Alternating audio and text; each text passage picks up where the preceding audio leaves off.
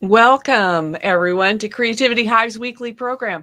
My name is Miriam Haugen, and I am part of the Creativity-Hive team. Achieve massive post-production skills through one-on-one teaching and live group coaching in Adobe software. So our weekly Hangout brings you people from across the globe working in the video industry. Be sure and leave a comment and let us know you're here. Tell us where you're from. And if you've got questions, we'd love to hear them. So today, I'm going to bring Harry on the screen. We are talking with Harry Frank from Maxon. Hello, Harry. Hi, thanks for having me. Happy to be here. So tell us a little bit about yourself, about what you do. What do you do at Maxon? Oh, how long do you have? Well, I don't know, half an hour? I'm one of those people that has a lot of like slashes and dashes and stuff in their job title. A lot of people know me for doing tutorial work, which I still do. So I do a lot of tutorials for products, not specifically for Cinema 4D, but for the Red Giant side of products, which was sort of merged and acquired by Maxon about a year and a half ago. But beyond that, I work as a product designer and product manager for mostly for a product line called Red Giant Universe, which is a collection of about a little less than 100 plugins for Adobe After Effects, Premiere, Avid, a bunch of different host apps. So I kind of manage and make products for that. I also create a lot of content. And when I say that, I mean presets. So if you interact with Trapcode products, like Trapcode Particular, I do a lot. Well, I do almost all of the presets for Trapcode Particular, Trapcode Form. That's probably other stuff I'm forgetting that I do, but that's the bulk of my day. So managing products, making timelines and roadmaps and specs for products, talking to customers, thinking about what the next release is going to have, talking about customers talking with customers about what they need for presets. Do they need backgrounds? Do they need explosions? That kind of stuff. So it's a lot of different things, talking to people, making things, thinking about things, writing things down, and then sometimes sitting down and actually making things and writing code and stuff like that. So there's a lot of different things going on during the day. Awesome. Well, never boring, right? Okay, so I think I'm going to go ahead and play this since some of our viewers might not be familiar with Maxon. I think we're going to go ahead and play this Maxon reel to give people a little bit of a taste of some of the things that in general, although you've told me that this isn't necessarily stuff you've done, but that Maxon does. But you never know. We'll see. We'll see.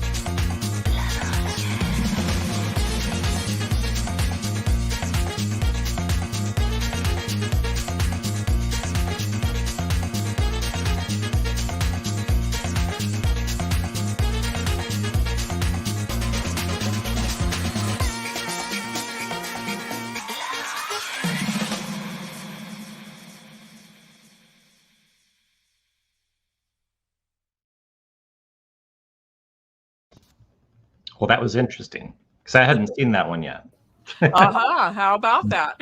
Brand new stuff. Okay. So I'm curious though, Harry, about how you got, what's your backstory? What did you do before you, where'd you go to school? What did you do? I studied audio engineering, of course. Which so I went to school. I graduated from high school in New York, in the Albany area of New York. My dad was in the Navy, so we moved a lot, and we ended up just north of Albany. And I graduated from high school there. There is a state system of colleges there. People commonly called the SUNY system, their State University of New York. So I went to one of the SUNY schools. It's called SUNY Fredonia. It's a small school. It has a pretty well-known school of music. And I went to the SUNY Fredonia School of Music studying sound recording technology, which was a dual major was kind of like a triple major. It was a lot of work, but it was a music major and an engineering major. I mean, it was a lot of things, but mostly those things. So I studied classical music recording and popular music recording and live sound and stuff like that. So you're a musician too, I'm guessing. Yeah, it was a classical music, so I had to audition to get in. I'm a percussionist, so I studied. I was a classical percussion major. There's my wife on camera right now. Awesome. Hello. Hi. Grabbing a microphone. Timely as we talk about sound recording technology. So yeah, that's kind of where it's funny. For years after I went through that program and I studied sound recording technology, and I did the recording studio thing and live sound for a little while. And as I'm sure we'll talk in more detail about this, but as I kind of drifted into post-production and video and all that kind of stuff, I thought it was kind of like this weird departure, and I thought it was kind of unique, and I was just this weird thing that I did. But over the years, I've come to realize that, hey, I'm not alone. There's actually a number of people that kind of started in this, even like Nick Campbell from Grayscale Gorilla. He kind of started in the same thing. He started in audio. He's a musician. He kind of drifted into design and whatnot. But also thinking about what I was doing in this sort of like technical music program, it was a very similar idea for what a lot of motion designers and 3D animators and visual effects artists do, which is sort of thread this needle, kind of live in two different worlds of speaking a technical language, but living in a creative world, or the other way around. I mean, I think we all kind of balance this, but we speak a creative language and live in a technical world. So as a person studying like engineering and taking like physics and calculus and all that kind of stuff, and then I was in like conducting and music theory during the day, and then I was taking all these recording classes. I think that kind of set the stage for where I ended up in life, which is kind of doing a lot of the same stuff, just different spin on it. But it's a lot of the same thing. It's a lot of creative problem solving, living in this sort of technical world of software and code, and making things work with graphic shading language, but in the end making it look good, because it doesn't matter. Like, you can make excuses for your code, but the bottom line is it all has to look good. So you didn't start out doing any coding, though. I'm sorry. You didn't start out doing any coding, though. Not really. I mean, I'm just old enough that having a computer meant writing code, right? Like, I think, like you had a computer, like you turned it on and like it didn't do anything. You had to literally type in code. Not like a punch card. Like, I'm not that old, but like it was like a basic, like a Commodore computer, right? So you had to learn to program in BASIC. And then in high school, like that was pretty common. Like I took like every useless language that nobody uses anymore. So I learned BASIC, and then I learned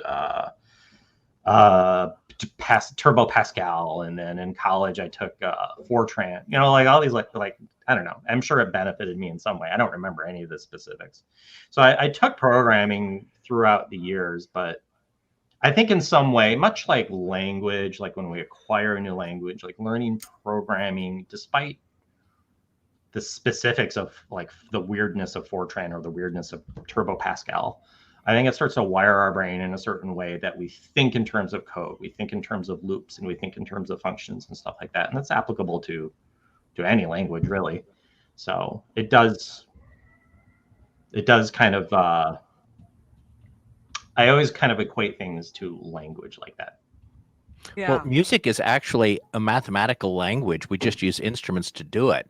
And it's kind of interesting because that's what we're doing is we're generating essentially a mathematical output in a specific frequency pitch and dealing with it. You just don't think about it at the time you're creating it. And unless you're an audio engineer like me, and then you can't not think about it. Yeah, you start doing the audio stuff. Mo is really good at getting into the audio stuff there too, and doing some sweetening and all. And yeah, it is a language. Yeah, you know, Harry, you and I started off. Your story kind of mirrors mine almost identically. Started off with sound engineering, got into the big live shows, and then studio sessions and all of those things, and then also Commodore 64, and then Basic. And then go to the Amiga from there, and then useless language, Fortran, Pascal, just this ridiculous stuff, and then Linux eventually, which was Red Hat at that time. So I can completely understand where you are. Harry, though, I've watched you and your stuff for years.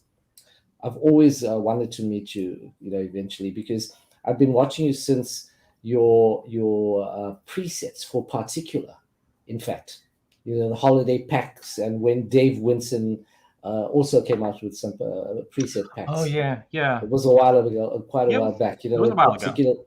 Yeah, it was particular in its infancy, and I said to myself, I'm waiting for Harry's new preset packs, and then suddenly I see that Maxon did the acquisition with Red Giant, which is fantastic because they're making huge leaps and bounds. And from your stuff, I mean, you're doing the typographic on Universe and Progresso and the text tools in Red Giant and Universe and Array Gun.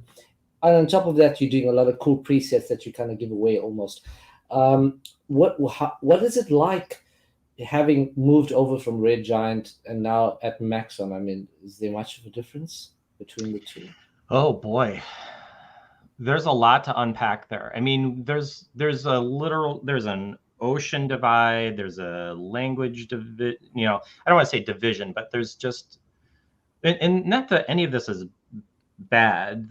I think the two companies have very fundamentally different ways of approaching problem solving, right? Mm-hmm. Mm-hmm. And I think it's sort of like the symbiotic thing, and then we're still trying to have them come together and mesh. Maxon takes a very, I think, technical approach where a lot of products and ideas start mechanically through, and like an engineer will start with an idea and start prototyping it, and then it kind of bubbles up from there, and then a product person will come along and sort of foster the product and then create a spec, and then they'll evaluate it. Does it go into a release? If it goes into a release, then they fine tune it. So it kind of, a lot of Cinema 4D features start that way. Not exclusively, I'm sure some things start from a spec and work the other way, but with Red Giant, it's inverse. We start with an idea. Somebody's like, I need a thing that does whatever. Yes. I need a product that does grids, because my gosh, there's not a decent thing out there that just puts shapes into a grid. So we'll start there, and then we'll think about it and like prototype it and think about the interface and who's using it. Think about the personas of the people, how technical or not technical, and then write out a spec and then hand that to the engineer, and then the engineer makes it and then they prototype it. So we have this kind of inverse approach to problems. Right. And it's interesting because it's a bit like ocean water and river water kind of coming together. They're coming together, but they're still kind of not really. They're still kind of keeping their own little channels, right? Yes. And I don't think that's a bad thing. I think it's interesting for us to look at how they do things, and I think on the flip side of that, I think it's interesting for them to look at us, feel like, we're going to make a, I don't know, we're going to make a thing that makes gun. Well, we didn't make it, we bought it. So I shouldn't use Bang as an example, but Bang, yeah. we think of an idea, we think of a crazy idea and we spec it out and then we make it from there. So. Well, I mean, if you take ocean water, like you said, and river water, two viscosities coming together, what's great about that is initially there's a bit of a kind of, like this divide, and then you get a new viscosity that's born out of it, which from what I'm seeing currently, it's really gained momentum. I think you almost at the cusp of saying, hey, let's start with the creative idea, but also let's talk about it. Each one is playing a role in a very progressive manner instead of clashing and saying, hey, we're going to just do it our way. With the advent of Universe, a super comp, the VFX suite is insane. I mean, these tools are tools I use daily. I love them. Marta, who you might know, she's a great person. So she hooked me up with Maxon 1. And I tell you, I can't live without this thing. It's insane. I used your Progressor the other day and it was great. It's fast, it's quick, it's just really awesome to work on the timeline. Which brings us to, how are you guys developing for M1? I mean, you've seen what just happened. M1 is now M1 Pro, which has gone to the stratosphere. Yeah, it's I don't know what's coming next. So, are you guys developing for that sort of technology as well? Yeah, I have to be. I mean, it would be silly for us to not be, right? Yeah. Red Giant was a small company. Maxon is owned by a publicly traded company, which is called the Nemetschek Group. It's publicly traded in the European Union. So I have to be careful about talking about release timelines and all that kind of stuff. But sure. I can talk about, what is obvious. As developers of we're called Red Giant is called a third-party developer, right? We make things that go into other things, right? So we kind of are latched on to this, almost like riding a bull in a rodeo sometimes, because we have no choice, right? If Adobe wakes up one day and says, we're getting rid of OpenGL, right? Or we're introducing this new thing called multi-frame rendering, or, like, we have no choice. We have to support these things and we can't charge anymore to do these. So usually we get like one major thing thrown at us like this in a given year, right? Like some new processor or some new thing from Adobe. This year it is between M1 coming, multi-frame rendering, which is in public beta, so I can talk about that. And then Apple said no more OpenGL, right? So then Adobe said, okay, well, no more OpenGL, right? So deprecating OpenGL. So all OpenGL code had to be scrubbed. Universe was 100% based on OpenGL. OpenGL, yes. So we had a vast amount of technical debt to work through this past year. In addition, showing that demo you just showed, which was basically everything that was new in the release last month. We had 6 releases on September 14th. Yes. Within Maxon 1. So all the different things that video highlighted were all the things that were released in addition to working through all the technical debt over the last year.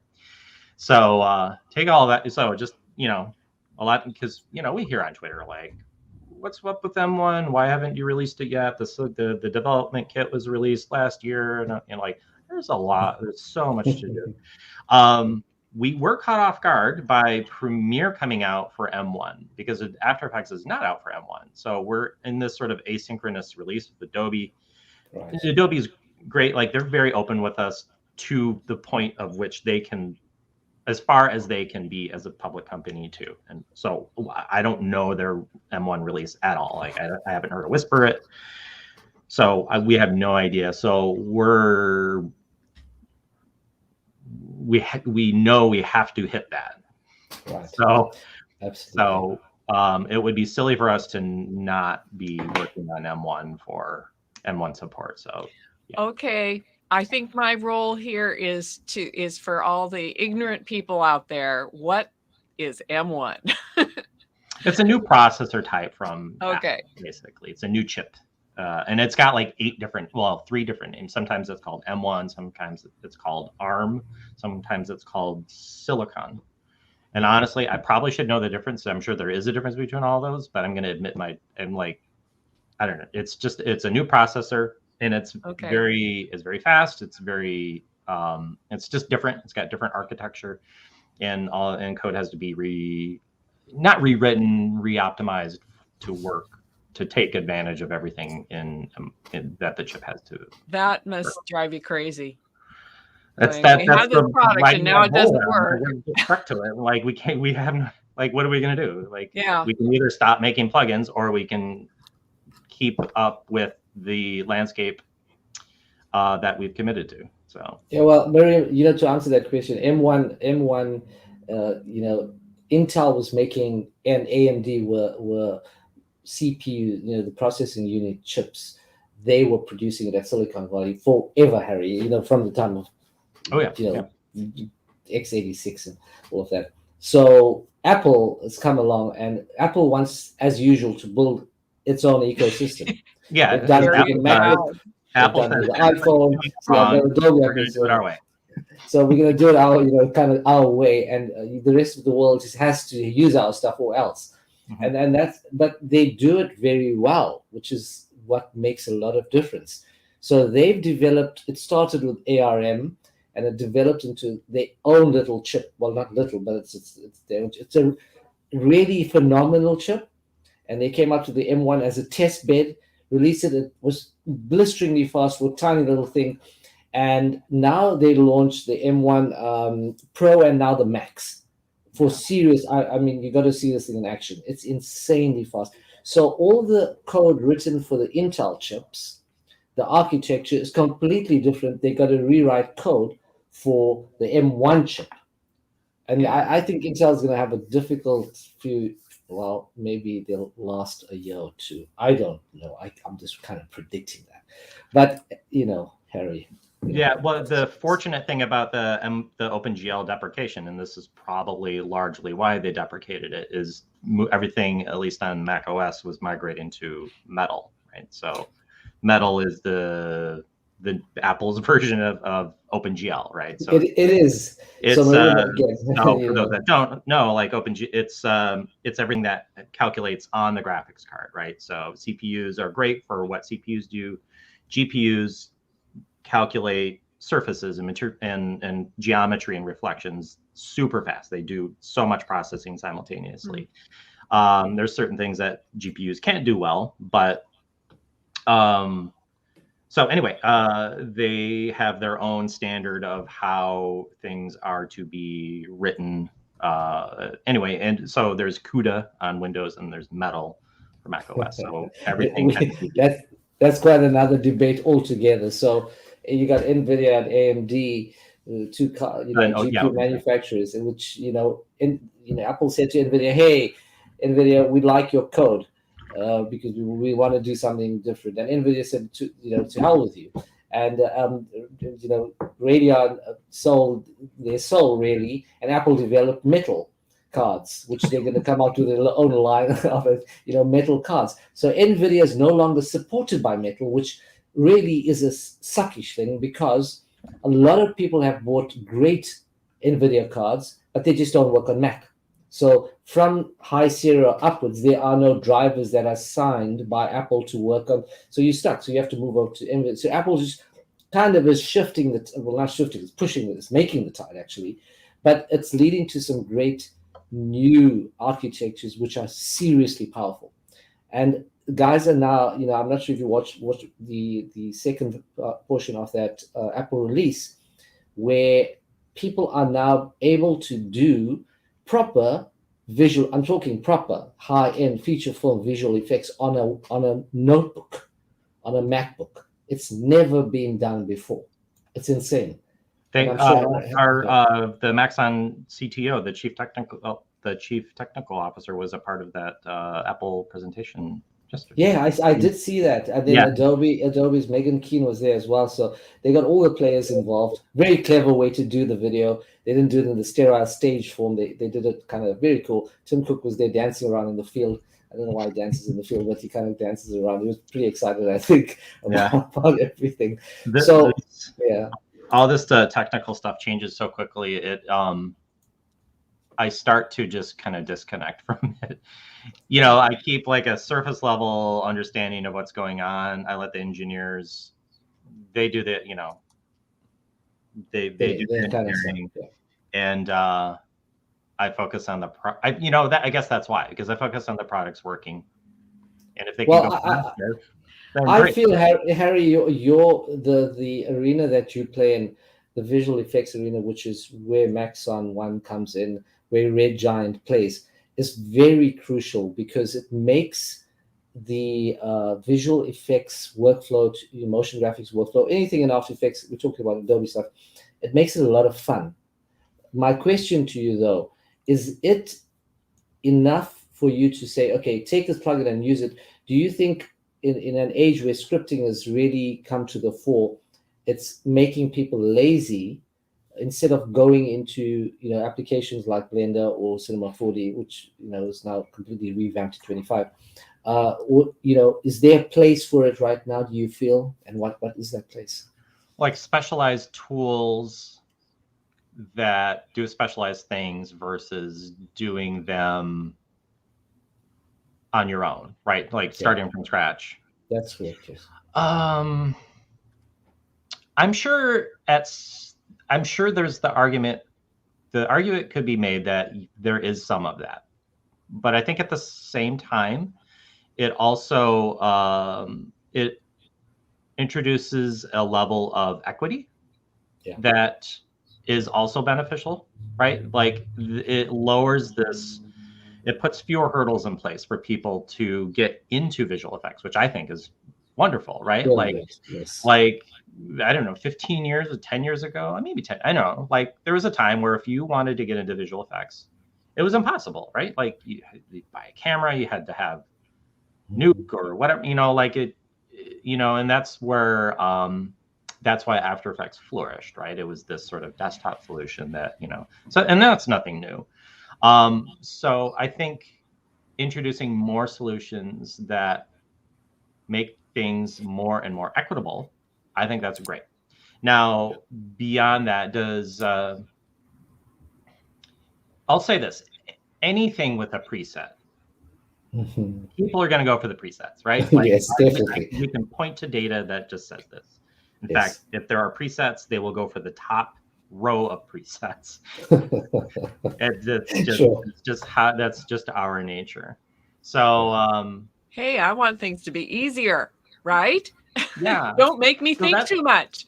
So that's, no, I have the full Red Giant universe, and I primarily work in Premiere Pro, and the biggest thing I use is just the Magic Bullet suite, and the part of that is the most useful to me is that nifty hue and saturation luma pair of tools that you have in Magic Bullet Colorista 5, where you can group your hues. You can slide the hues sideways so that you can make your yellows more towards green or whatnot.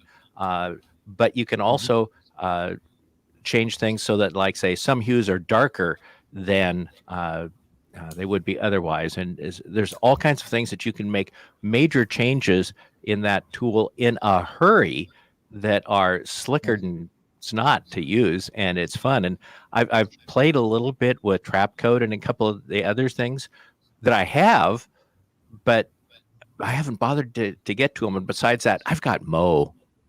Yeah, they have me. So you know, which is great. You know, great. You know, they say do this and it gets done. But Harry will know firsthand.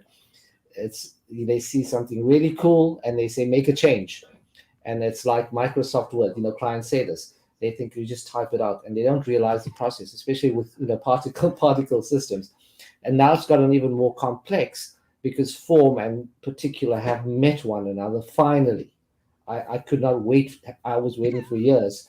You got collision detectors, and you know it's going the route of real flow and how those collision detectors work today. So I think it's great, and it's also the rendering engine you guys have got completely spot on. So I think there's a very bright future. Okay, I really want to move away from all this tech talk a little bit. I have a question. for you, Harry. Mhm. So if you suddenly had all the time in the world and money was of no concern, what would you do? Oh my goodness. I would have nothing to worry about. Well, I still have Would you sit I have around and eat Cheetos or no? I have a 13-year-old and a 10-year-old, and they keep me busy.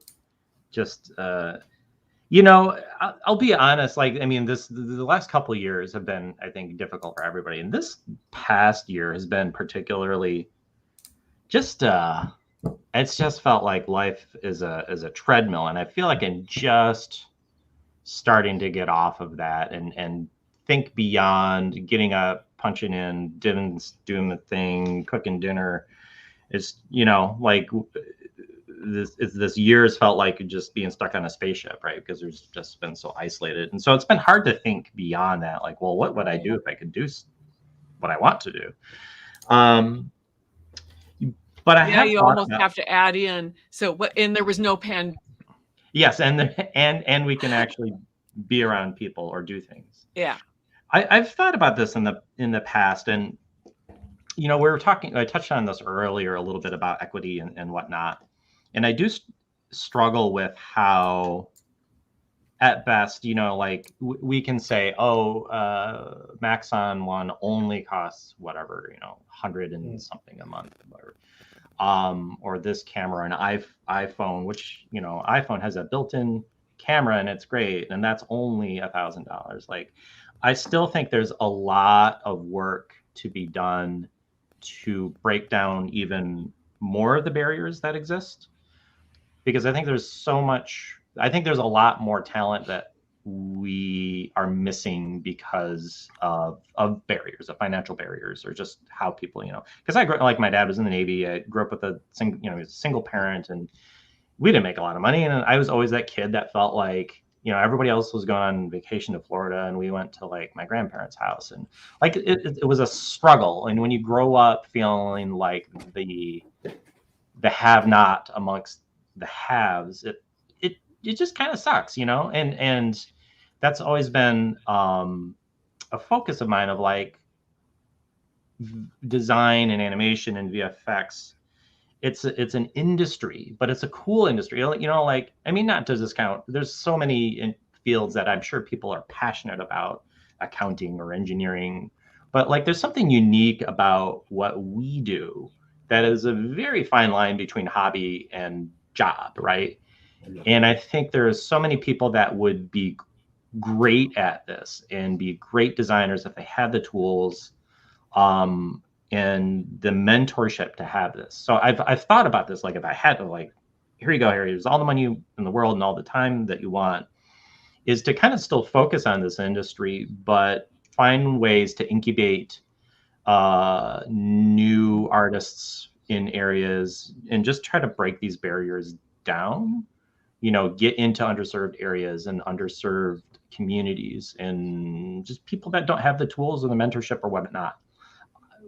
I don't have a written plan for this.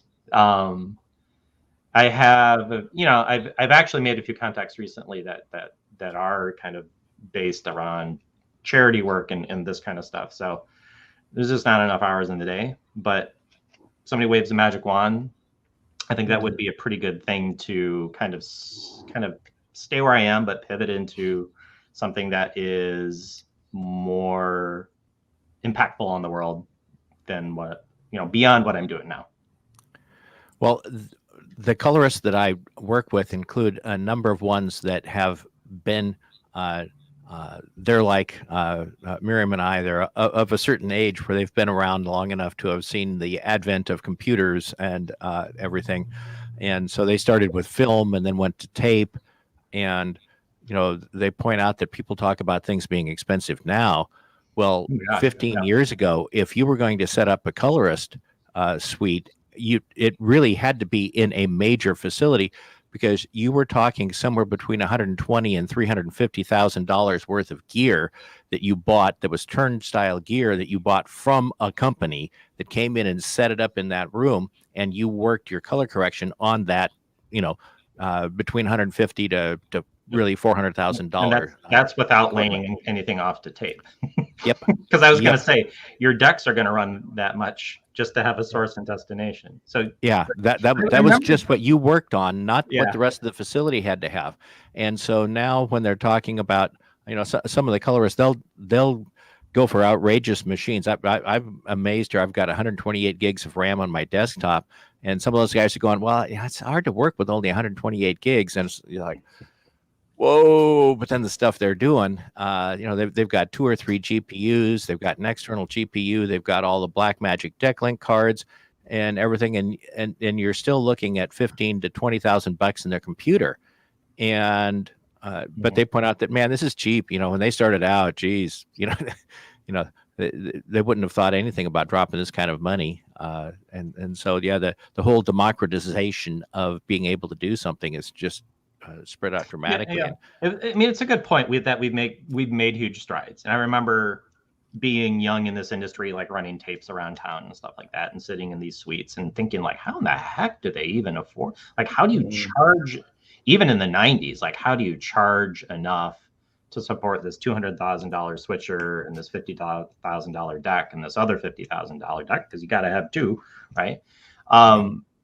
I just was flabbergasted at this. And I remember thinking, because, you know, this is the 90s, like the mid to late 90s, right? So After Effects was just kicking in.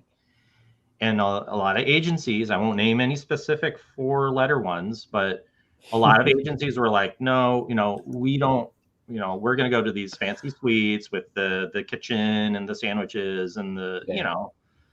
And I remember thinking, like, this doesn't add up. Like, this doesn't seem sustainable. And of course, here we, you know, and within 10 years, they were all gone and everybody's using After Effects.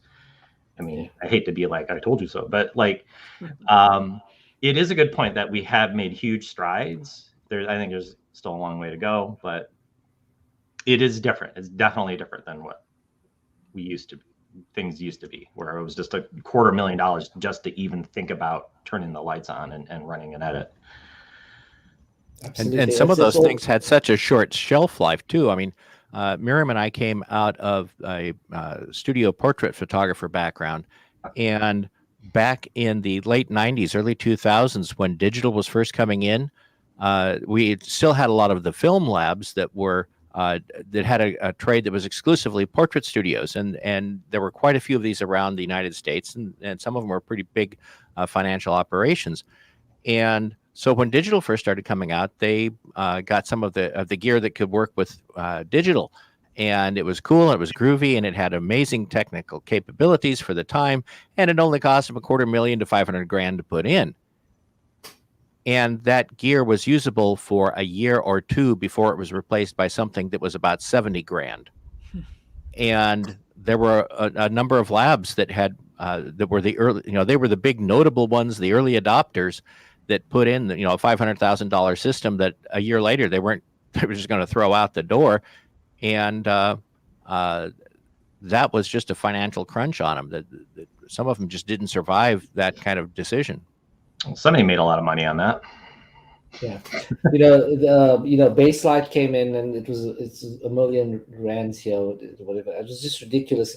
And what you foresaw, I saw as well. And I said that, the miniaturization of technology is going to accelerate, and it's come to that point now. And if you looked at the trend over the last few months, really, it's just accelerated beyond belief. And again, Apple's behind this because they're pushing everyone else.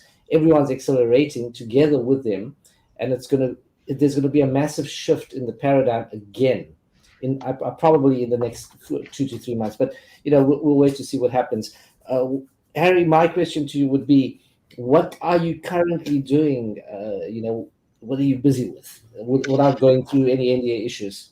Well, we just had that release last month, so we are targeting our next release. So we're thinking about, for Universe, what do we add, right? Universe is the sort of Swiss Army knife of, it's so many different things to different people. Everybody I talk to that uses it, there's almost a different answer from everybody, which I think is great, right? And that is what this product should be. Like, some people like, oh, I use it for the transitions, or people use it for backgrounds, or some people, use the text tools. Some people dive into the motion graphics tools that are in there. Some people never touch those tools. So it's a interesting process of thinking from release to release. Every release, I genuinely say to myself, I have absolutely no idea what we're doing for the next release. Something always comes like, we'll figure something out. Universe has so many things in it that most of the stuff in there I have never touched, and I've tried to go through and use some of the stuff, but there's just so much stuff in there.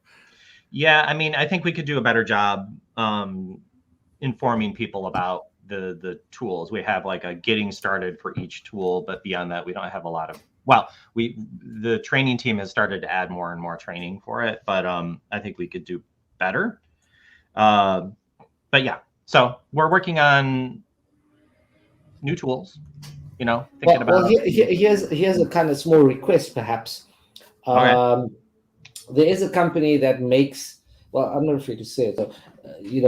I'm not under NDA with this kind of stuff. So, Video Copilot makes optical flares, right? Yeah, Andrew Kramer, yeah, great. I know. Lovely, really awesome plugin, insanely powerful. Love it. I use it for a lot of stuff. From TV commercials, features. They've just dropped the ball. I mean, really, there's no support.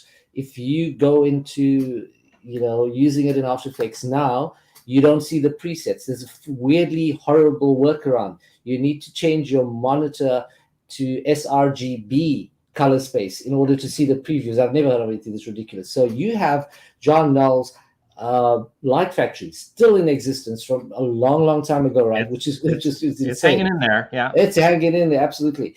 The request would be look at VC and better it.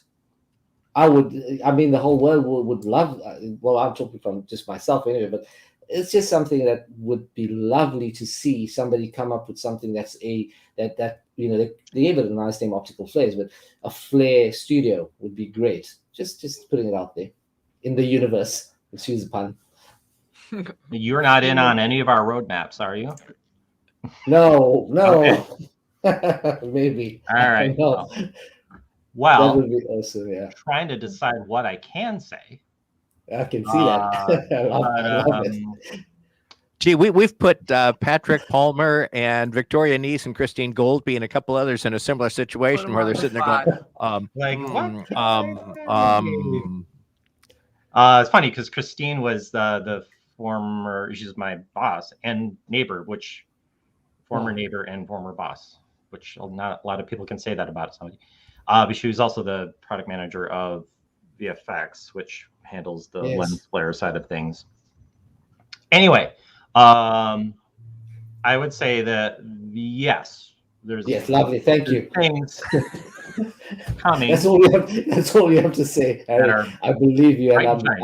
There's a bright shining world ahead. That's the best news I've ever heard. Fantastic. I'm gonna wait for it. Great. Okay, that sounds like a great time we should be wrapping things up. And Andy, it's been time. Yeah, I knew Mo was going to have a fun time with this one because, of course, what you do is so much of what Mo plays with on a daily basis. He says it's work, but we know it's just playing. Harry's been a kind of a person I always looked up to because I always use his stuff. He's one of the godfathers of this visual effects industry in his segment, really. So I've always wanted to meet him, and I wanted to say thank you so much, Harry. It's been amazing. I'm going to pick your brain a lot more eventually. Trust me on this. But keep on trucking. But I have a very tiny question for you, Maria. It won't take. Okay. Better be tiny. Are you still doing the education side? Are you still doing training? Are you still training people? Like independently? Well, however, I'm not sure how you do it. So. Well, I would love to be doing more tutorial work. It's just the one extra thing that seems to be the thing I don't have time for, because it is time consuming to think about and record and edit. So most of the tutorial stuff that teaches about products is focused on new releases. The training department under Simon Walker, who's actually a very charming person you could also talk to. Simon Walker leads a very talented training group that's under our sales department. So they do both like in-house customer visits.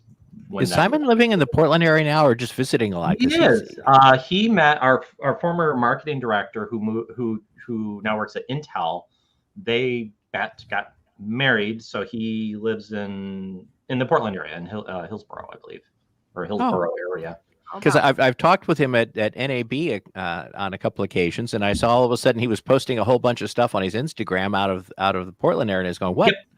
Yep. Yeah, he's stateside, but he goes over. Yeah, so he's based over there.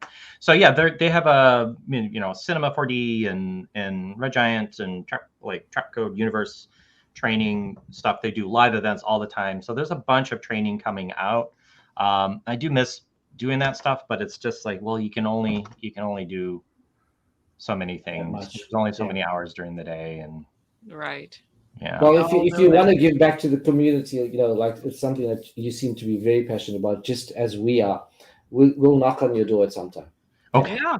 There we go. Absolutely. Awesome. Well, thank you so much for joining us. And we're going to end the broadcast, but stick around, Harry, because we'll say goodbyes after we end the broadcast. But take care. Bye, everybody. Bye-bye. Bye. Bye-bye.